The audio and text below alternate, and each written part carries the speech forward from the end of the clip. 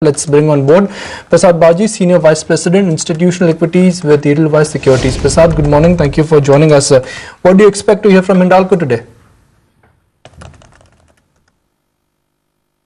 I think this quarter for the standalone business will be muted. The standalone business is operating at full capacity utilization in aluminium, so there isn't volume growth to speak of. So we expect that standalone business will have an EBITDA of around 500 crores, which will be slightly down, around 3.5% down YOY, and with interest also rising as the company has taken debt for the projects.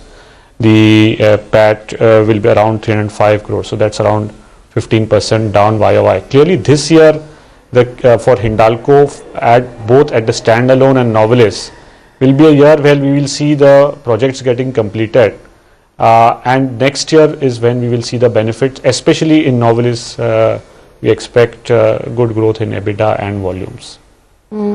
After the CBI inquiry, Prasad, in relation to the coal scam, do you think Hindalco faces any threat of losing the coal block at all?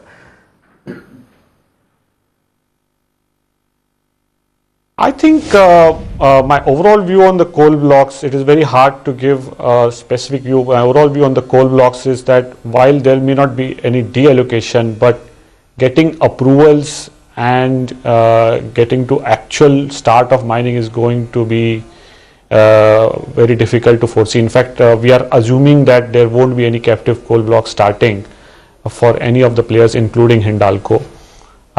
We have seen in Odisha also the Utkal coal blocks, despite getting all MoF approval, are yet to be given the final clearances by Odisha state government. So I think until all these issues get resolved at CBI, Supreme Court and Ministry of Coal level, we are not seeing any visibility for coal blocks to start in India. Do you think Hindalco will be a big beneficiary of the import substitution trade because of a weak rupee, import substitution will now gain more action in the economy? Yeah, certainly the weak rupee would be beneficial for Hindalco and all other non-ferrous metals. There is a clear correlation between the landed prices and the import price parity. So that will be beneficial, except that it happens with a lag. So for example, in this quarter, rupee has depreciated. It's down 12% on a YOY basis, but the full impact will come from the next quarter onwards, not in this quarter. Prasad, if Hindalco were to deliver as per expectations at 113, what's the call on the stock then? You know, we have more a one-year view. We have a buy from a one-year perspective with a target price of 136.